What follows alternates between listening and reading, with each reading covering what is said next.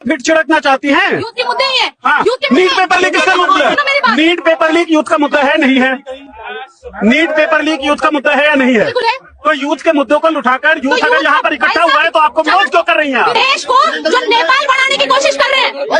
अगर देश नेपाल बन जाता है तो जिम्मेदारी तो अमित शाह की होगी ना। अमित शाह तो मजबूत गृह मंत्री है। हमारे होम मिनिस्टर साहब कमजोर आदमी है क्या? क्यों कमजोर है? तो आप इतना डर क्यों रही है यूथ के मुद्दों पे? गोगा मेडी से लेकर और जंतर मंतर तक आप थोड़ा नहीं पूरी तरीके से सांप्रदायिक नफरत फैलाती हुई दिखती है। गोगा मेडी का इतिहास आपको पता है? जो परंपरा चल रही है, आपको देश की रवायत से दिक्कत क्यों है? कुरान खुद कहती है। आपको मुल्क के रवायत से दिक्कत क्यों है?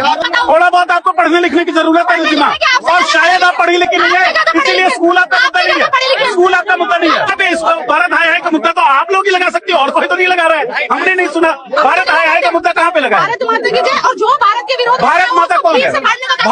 भारत माता कौन है रिद्धिमा? भारत माता इस देश की माता है। बोलो कौन है? देश में अगर लोग नहीं रहेंगे तो भारत माता कौन होगी? भारत माता सड़कें हैं क्या? अच्छा, और अगर लोग नहीं रहेंगे तो भी मिट्टी माता रहेगी क्या? कैसी बात करते हैं आप? भारत माता का मजाक आप बनाते हैं। आपको भारत माता का मतलब पता है? आप हमको शर्मिंदा करती हैं, क्या बात करती हैं?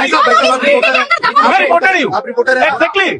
हाँ, तो नहीं पिच डाउन तब होगा जब बात ठीक होगी।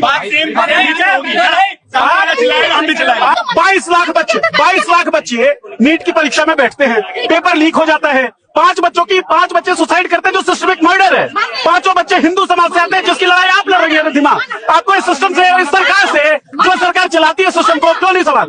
नरेंद्र मोदी नाकाम नहीं दिखते आपको? सबसे पहले मैंने ये बात बोली, सरकार से सवाल पूछना अच्छी बात है, लेकिन सरकार को नेपाल बनाने की मंशा कौन सी अच्छी बात है?